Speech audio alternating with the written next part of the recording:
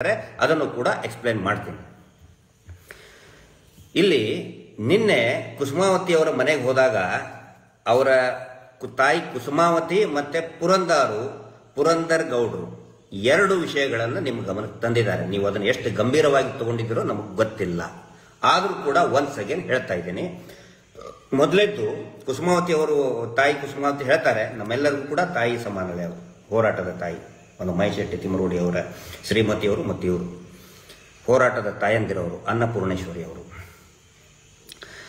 ಅವ್ರು ಹೇಳ್ತಾರೆ, ಅಳ್ತಾ ಹೇಳ್ತಾರೆ, ಘಟನೆ ಆಗಿ ಯಾವಾಗ ಇದು ದೊಡ್ಡ ಮಟ್ಟದಲ್ಲಿ ಹೋರಾಟದ ಸ್ವರೂಪ ಪಡ್ಕೊಳ್ತದೆ ಅವಾಗ ಇದೇ ದೇವಮಾನವ ಅಂತ ಕರೆಸ್ಕೊಳ್ತಾ ಇರುವಂತಹ ವ್ಯಕ್ತಿ, ನಾನು ನಡೆದಾಡುವ ಮಂಜುನಾಥ ಅಂತ ಕರೆಸ್ಕೊಳ್ತಾ ಇರುವಂತ ವ್ಯಕ್ತಿ ಈ ಕುಟುಂಬದ ಒಬ್ಬ ಹಿರಿಯರಿಗೆ, ಅಂದ್ರೆ ಇವರು ದೊಡ್ಡಪ್ಪನಿಗೆ ಕರೆದು ಹೇಳ್ತಾರೆ, ಬಿಟ್ಟು ಬಿಡಿ, ಇದನ್ನ ನಮ್ಮ ಕುಟುಂಬದಿಂದನೇ ಆಗಿದ್ದು, ಅಂದ್ರೆ ಈ ನಕಲಿ ದೇವಮಾನವನ ಕುಟುಂಬದಿಂದನೇ ಆಗಿದ್ದಿದು, ತಪ್ಪಾಗಿದೆ ನಮ್ಮಿಂದ, ದಯವಿಟ್ಟು ಸುಮ್ಮನೆ ಆಗಿಬಿಡಿ, ಜಾಸ್ತಿ ಹೋರಾಟದು ಮಾಡಬೇಡಿ, ನಾವು ನೀವು ಚೆನ್ನಾಗಿರೋಣ ಅಂತ ಹೇಳಿ ಕಳಿಸಿದ್ದಾರೆ. ಈ ಮಾತನ್ನ ಪುರಂದರ್ ಗೌಡರು ಕುಸುಮಾವತಿಯವರು ಎಷ್ಟೋ ಸಾರಿ ಈ ಮಾಧ್ಯಮಗಳಲ್ಲಿ ಯೂಟ್ಯೂಬ್ಗಳಲ್ಲಿ ಹೇಳಿದ್ದಾರೆ ರೀ. ಆ ನಂತರ ಇದು ಎಲ್ಲರಿಗೂ ಗೊತ್ತಿರುವುದೇ ವಿಜೇಂದ್ರ ಅವರೇ, ಎಲ್ಲರಿಗೂ ಕೂಡ ಗೊತ್ತಿದೆ, ಅವರದೇ ಕುಟುಂಬದವರು ಮಾಡಿದಂತಹ ಕುಕೃತ್ಯ, ಪಾಪದ ಕೃತ್ಯ, ಸೌಜನ್ಯ ಅಪಹರಣ, ಸೌಜನ್ಯ ಮೇಲೆ ಭೀಕರ ಅತ್ಯಾಚಾರ, ಬರ್ಬರ ಕೊಲೆ ಅದೇ ಕುಟುಂಬದವರು ಮಾಡಿದ್ದು ಅಂತೇಳಿ ಪ್ರತಿಯೊಬ್ಬರಿಗೂ ಕೂಡ ಬೀಡಿನ ಧರ್ಮಸ್ಥಳ ಸುತ್ತಮುತ್ತಲೇ ಎಲ್ಲರಿಗೂ ಕೂಡ ಗೊತ್ತಿದೆ. ಅದೇ ಮಾತನ್ನ ನಿಮ್ಮ ಮುಂದೆ ಹೇಳಿದ್ದಾರೆ. ಅದನ್ನ ನೀವು ಯಾವ ತರ ಸ್ಪಂದಿಸ್ತೀರಿ ಅವ್ರು ಹೇಳ್ಬೇಕಾದ್ರೆ ನೀವು ಹೇಳಿದ್ರಂತೆ, ಇರ್ಲಿ ಬಿಡಮ್ಮ ಅದು ಯಾಕೆ ಮಾತಾಡ್ಬೇಕು ಅಂತೇಳಿ. ಅಂದ್ರೆ ಈಗ ಒಂದು ಕಳತನ ಆಗಿರ್ತದೆ ಮನೆಯಲ್ಲಿ, ನೀವು ಹೇಳೋದು ಆ ಮನೆಯವನಿಗೆ ನ್ಯಾಯ ಸಿಗ್ಲಿ, ಆದ್ರೆ ಕಳ್ಳರನ್ನ ಹಿಡಿಬೇಡಿ. ಆ ನಿಲುವಿದೆಯಾ ನಿಮ್ದು? ಕಳ್ಳರನ್ನ ಹಿಡಿಬೇಡಿ, ಆದ್ರೆ ಕಳ್ತನಾದ ಮನೆಯವನಿಗೆ ನ್ಯಾಯ ಸಿಗ್ಲಿ. ಏನಿದ್ರ ಅರ್ಥ? ಆ ನಿಲುವ ನಿಮ್ದು? ಸ್ಪಷ್ಟಪಡಿಸ್ಬೇಕು ನೀವಂತ.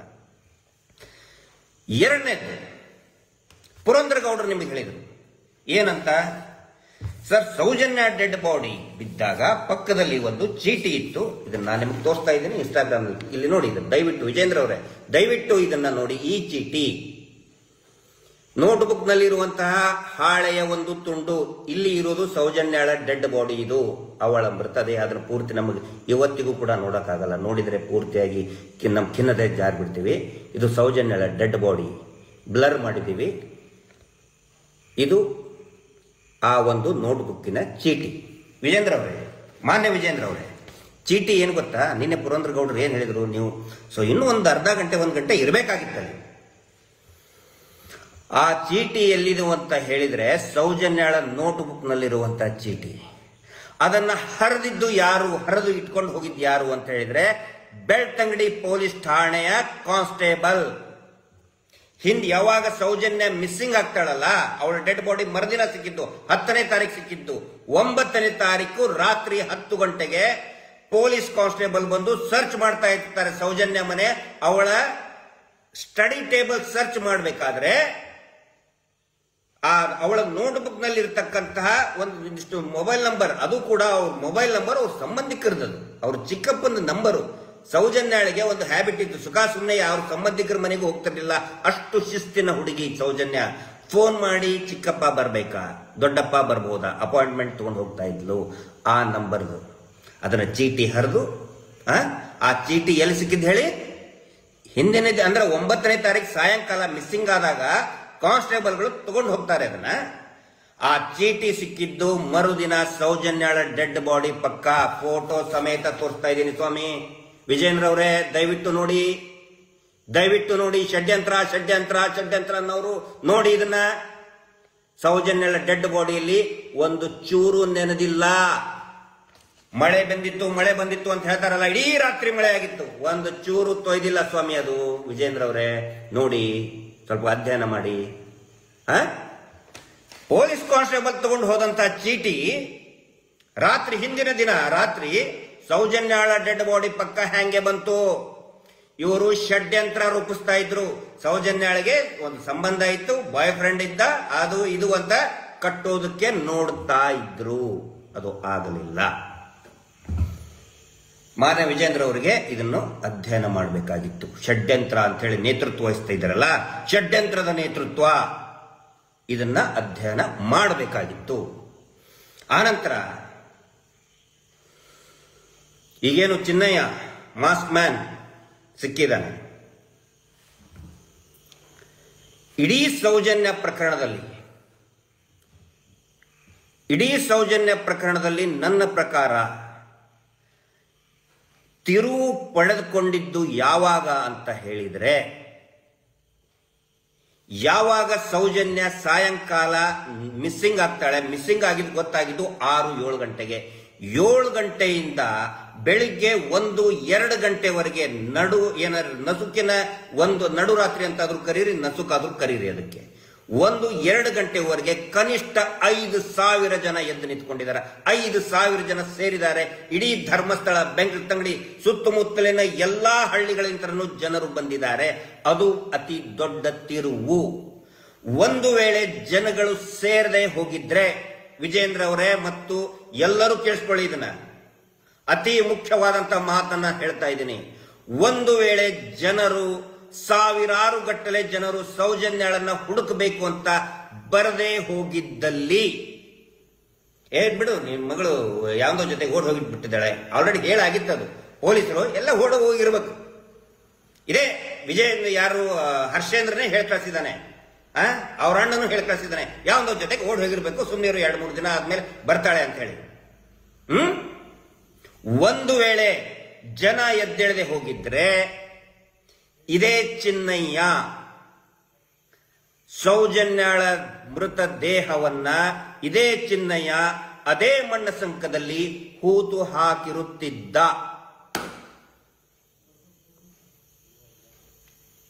ಆಗಲಿ ತನಿಖೆ, SIT ಅವ್ರು ತನಿಖೆ ಮಾಡಿ ಗೊತ್ತಾಗುತ್ತೆ. ಯಾಕೆ ವಿಜೇಂದ್ರ ಅವರೇ ಇಷ್ಟೊಂದು ಬಾಲಕ್ಕೆ ಬೆಂಕಿ ಸುಟ್ಟ ಹಾಗೆ ಒದ್ದಾಡ್ತಾ ಇದ್ದಾರೆ ಅಂತ ಹೇಳಿದ್ರೆ, ಈ ಕಾರಣಕ್ಕೆ. ಯಾಕೆ ಆರ್ ಅಶೋಕ್ ಅವರು ಸಿಕ್ಕಾಪಟ್ಟೆ ಹಿಂದು ಮುಂದೆ ನೋಡದೆ ಕಿರ್ಚಾಡ್ತಾ ಇದ್ದಾರಂದ್ರೆ ಇದೇ ಕಾರಣಕ್ಕೆ. ಆರ್ ಅಶೋಕ್ ಅವರ ಹೆಸರನ್ನ ಯಾಕೆ ನಾನು ಉಲ್ಲೇಖ ಮಾಡ್ತಾ ಇದ್ದೀನಿ ಅಂತ ಹೇಳಿದ್ರೆ, ಆ ಟೈಮ್ನಲ್ಲಿ ಗೃಹ ಸಚಿವರಾಗಿದ್ದು ಇದೇ ಮಾನ್ಯ ಆರ್ ಅಶೋಕ್ ಅವರು. ಈ ಪ್ರಕರಣವನ್ನು ಮುಚ್ಚಿ ಹಾಕೋದ್ರಲ್ಲಿ ಆರ್ ಅಶೋಕ್ ಅವರ ಪಾತ್ರ ಬಹು ಮುಖ್ಯವಾಗಿ ಇದೆ. ಯಾಕಂತ ಹೇಳಿದ್ರೆ as a home minister of ಈ ರಾಜ್ಯದ ಗೃಹ ಸಚಿವರಾಗಿ ಈ ಮುಚ್ಚಿ ಹಾಕೋದಕ್ಕೆ ಸಂಪೂರ್ಣ ಸಹಕಾರವನ್ನು ಕೊಟ್ಟಿದ್ದು, ಪೊಲೀಸರಿಗೆ ನಿರ್ದೇಶನವನ್ನು ಕೊಟ್ಟಿದ್ದು ಇದೇ ಆರ್ ಅಶೋಕ್. ಒಂದು ವೇಳೆ ಮರು ತನಿಖೆ ಆದರೆ ಬುಡಕ್ಕೆ ಬರೋದು ಆರ್ ಅಶೋಕ್ ಅವರು ಬುಡಕ್ಕೆ ಬರ್ತದೆ. ಏನು ಅರ್ಥ ಇಲ್ಲದೆ ಮಾತಾಡ್ತಾರೆ ವಿಧಾನಸೌಧ ಅಧಿವೇಶನದಲ್ಲಿ. 2 ವರ್ಷದ ಹಿಂದಿಂದು ಮಹೇಶ್ ಶೆಟ್ಟರ್ ತಿಮ್ಮರೂಡಿ ಅವರು ಮಾನ್ಯ ಹರೀಶ್ ಪೂಂಜಾ ಅವರು ಹೇಳಿದ್ದನ್ನ ಪ್ರಸ್ತಾಪ ಅದರ ರೆಫರೆನ್ಸ್ ಅಲ್ಲಿ ಮಾತಾಡಿದ್ದು, ಕಟ್ಟು ಪೇಸ್ಟ್ ಎಡಿಟ್ ಮಾಡಿದ್ದನ್ನ ಆರ್ ಅಶೋಕ್ ಅವರು, ಸುರೇಶ್ ಕುಮಾರ್ ಅವರು ಅವಿವೇಕರಾಗಿ ಮಾತಾಡ್ತಾ ಇದ್ದಾರೆ ವಿಧಾನಸೌಧದಲ್ಲಿ. ಈ ಆರ್ ಅಶೋಕ್ ಅವ್ರು ನೋಡಿದ್ರೆ ನಮ್ಗೆ ಏನಿಸ್ತದೆ, ನಮ್ಮ ಈ ರೇಷನ್ ಅಂಗಡಿಯಲ್ಲಿ ಹೆಗ್ಗಣ ಇರ್ತವೆ, ಈ ಹೋಲ್ ಹಾಕಿ ಹಾಕಿ ಹಾಕಿ ಕದ್ದು ಅಕ್ಕಿ ಬೇಳೆ ತಿಂದು ಹಿಂಗ ಕೊಬ್ಬಿರ್ತಾವೆ. ಜಾಸ್ತಿ ಅಡ್ಡಾಡಕ್ಕೂ ಬರ್ತಿರ್ತೀರಲ್ಲ, ನೋಡಿರ್ತೀರಲ್ಲ ನೀವು, ಆ ಕಿರಾಣಿ ಅಂಗಡಿ ಒಳಗೆ, ರೇಷನ್ ಅಂಗಡಿ ಒಳಗೆ ಹೆಗ್ಗಣಗಳಿರ್ತಾರಲ್ಲ, ಆ ತರ ಇದಾರೆ ಅವರು. ಆ ತರ ಆರ್ ಅಶೋಕ್ ಅವ್ರು ಮಾತಾಡ್ತಾ ಇರೋದು ಅದೇ ತರ ಹೆಗ್ಗಣ ತರ ಮಾತಾಡ್ತಾ ಇದ್ದಾರೆ. ಇದೇ ಅವ್ರದ್ದು. ಆರ್ ಅಶೋಕ್ ಅವರು ಇಲ್ಲಿ ಶೃಂಗೇರಿಯಲ್ಲಿ ಒಬ್ಬ ಸಬ್ ರಿಜಿಸ್ಟ್ರಿ ಇದ್ರು, ಅತ್ಯಂತ ಪ್ರಾಮಾಣಿಕವಾದಂತಹ ಭ್ರಷ್ಟಾಚಾರದ ಒಂದೇ ಲವಲೇಶ ಇಲ್ಲದಂತ ಚಲುರಾಜು ಅಂತ ಹೇಳಿ ಒಬ್ಬ ಅಧಿಕಾರಿ ಇದ್ರು ಶೃಂಗೇರಿಯಲ್ಲಿ. ಅವ್ರದ್ದು ಟ್ರಾನ್ಸ್ಫರ್ ಆದಾಗ ಅವ್ರನ್ನ ಸಸ್ಪೆಂಡ್ ಮಾಡ್ತಾರೆ ಇದೇ ಆರ್ ಅಶೋಕ್. ಆಡಿಯೋ ರೆಕಾರ್ಡು ಇದೆ. ಇವರ PA ಆರ್ ಅಶೋಕ್ ಅವ್ರ PA ಮಂತ್ಲಿ ಇಸ್ಕೊಳಕ್ ಕೇಳಿರ್ತಾರೆ, ಯಾಕ್ರಿ ಯಾವನ್ರಿ ನೀನು ಮಂತ್ಲಿ ಇಸ್ಕೊಳಕ್ಕೆ, ನಂದು ತಲೆಗಿಲೆ ಕೆಟ್ಟಿದ್ಯಾ ಅಂತೇಳಿ ಚಲುರಾಜು ಅಂತಹ ಸಬ್ ರಿಜಿಸ್ಟರ್ ಹೇಳ್ತಾರೆ. ಅತ್ಯಂತ ಪ್ರಾಮಾಣಿಕ ಅಂತವ್ರನ್ನ ಸಸ್ಪೆಂಡ್ ಮಾಡಿಸೋದಲ್ಲ, ಸೇವೆಯಿಂದನೇ ಟರ್ಮಿನೇಟ್ ಮಾಡಿಸ್ತಾರೆ ಆರ್ ಅಶೋಕ್. ಇದೇ ಆಡಿಯೋ ಬಿಡ್ತೀನಿ, ಹಿಂದೂ ಕೂಡ ಬಂದಿತ್ತು, ಸಾರ್ವಜನಿಕವಾಗಿ ಅದು ಲಭ್ಯ ಇಲ್ಲ. ಅದು ಆಡಿಯೋ ಇದೆ ಬೇರೆ ಒಂದು ಇದರಲ್ಲಿ, ಹ್ಯಾಂಡ್ಸೆಟ್ ಅಲ್ಲಿ ನಮ್ಮ ಫ್ರೆಂಡ್ಸ್ ಇದರಲ್ಲಿದೆ. ಈಗ ದೊಡ್ಡದಾಗಿ ಹಿಂದೂ ಧರ್ಮಕ್ಕೆ ಅವಹೇಳನ ಅಂತ ಭಾಷಣ ಮಾಡ್ತಾರೆ ಆರ್ ಅಶೋಕ್ ಅವರೇ. ಇದೇ ಎಲ್ರದ್ದು ಇದೆ ಇವ್ರ ಹಣೆ ಬರ. ನೆಕ್ಸ್ಟು ಇದ್ರ ಬಗ್ಗೆ ಕಂಟಿನ್ಯೂ ಮಾಡ್ತಾ ಇದ್ದೀನಿ. ಅಗಳೇ ಹೇಳಿದ್ನಲ್ಲ, ಒಂದು ವೇಳೆ ಜನ ಎದ್ದೇಳದೆ ಹೋದರೆ ಇದೇ ಚಿನ್ನಯ್ಯ ಅನ್ನುವಂತಹ ವ್ಯಕ್ತಿ ಸೌಜನ್ಯಳ ಡೆಡ್ ಬಾಡಿಯನ್ನ ಅದೇ ಮಣ್ಣ ಸಂಕದಲ್ಲಿ ಹೂತು ಹಾಕಿರ್ತಿದ್ದ. ಹೂತು ಹಾಕಿದ್ರೆ ಏನಾಗ್ತಿತ್ತು ಹೇಳಿ? ಒಂದು ಇನ್ನೊಂದು 4-5 ಸಾರಿ ಹೋಗ್ತಾ ಇದ್ರ ಪೊಲೀಸ್ ಸ್ಟೇಷನ್ಗೆ, ಮಗಳು ಸಿಗ್ಲಿಲ್ಲ ಅಂತ ಹೇಳಿ ಒಂದು ಮಿಸ್ಸಿಂಗ್ ಕೇಸ್ ರಿಜಿಸ್ಟರ್ ಮಾಡಿ ಸುಮ್ಮನೆ ಆಗ್ಬಿಡ್ತಿದ್ರು, ಮುಗೀತಲ್ವಾ? ಡೆಡ್ ಬಾಡಿ ಹೂತು ಹಾಕಿದ್ಮೇಲೆ ಏನ್ ಸಿಗ್ತದೆ? ಅವತ್ತು ಜನ ಎದ್ದಿರುವುದಕ್ಕೆ ಹೂತು ಹಾಕೋದಕ್ಕಾಗಿಲ್ಲ. ಜನ ಎಲ್ಲಿ ಬಂದು ನೋಡ್ಬಿಡ್ತಾರೆ ಅಂತ ಹೇಳಿ ಎಲ್ಲಿರೋದು ಡೆಡ್ ಬಾಡಿ ಸಿಕ್ಕಿದ್ದು ತೀರ ಕಾಡು ಒಳಗಡೆ ಅಲ್ಲ, ರಸ್ತೆಯ ಪಕ್ಕದ ತೋಡು ಹಳ್ಳ ಇದೆ, ಆ ತೋಡಿನ ಸಂಕದ ಪಕ್ಕನೇ ಇರೋದು. ಅದಕ್ಕೆ ಮಣ್ಣು ಸಂಕ ಅಂತಾರೆ. ಅದು ಇರೋದು ಎಕ್ಸಾಕ್ಟ್ಲಿ ಅಪೋಸಿಟ್ ಶಾಂತಿವನ. ಅಂದ್ರೆ ಇವ್ರದ್ದು ಮಸಾಜ್ ಸೆಂಟರ್ ಇದೆಯಲ್ಲ, ದಂಧೆ ಮಾಡೋದು ಮಸಾಜ್ ಸೆಂಟರ್ ಇದೆಯಲ್ಲ, ಸೆಲೆಬ್ರಿಟಿಗಳು ಹುಡುಗಿಯರನ್ನ ಕರ್ಕೊಂಡು ಬಂದು ದಂಧೆ ಮಾಡ್ತಾರಲ್ಲ, ಎಕ್ಸಾಕ್ಟ್ಲಿ ಅದರ ಎದುರುಗಡೆ, ಶಾಂತಿವನದ ಕಾಂಪೌಂಡಿನ ಎದುರುಗಡೆ. ಈಗ ಬರ್ತೀನಿ. ದಯವಿಟ್ಟು ಸಾರ್ವಜನಿಕರು, ಆಸಕ್ತಿ ಇರೋರು, ಸೌಜನ್ಯ ಪ್ರಕರಣದಲ್ಲಿ ಆಸಕ್ತಿ ಇರೋರು ಮತ್ತು ಈ ಏನು ಹೂತಿಟ್ಟ ಶವ ಚಿನ್ನಯ್ಯನ ಬಗ್ಗೆ ಆಸಕ್ತಿ, ಈ ಪ್ರಕರಣದ ಆಸಕ್ತಿ ಇರೋರು ಡಿಟಾಕ್ಸ್ ಅನ್ನ ನೋಡಿ, ಮತ್ತೆ ಅಜಯ್ ಅಂಚನ್ ಅವರ ವಿಡಿಯೋಗಳನ್ನ ನೋಡಿ. ಅದರಲ್ಲಿ ಚಿನ್ನಯ್ಯ ಒಂದ್ ಕಡೆ ಹೇಳ್ತಾನೆ,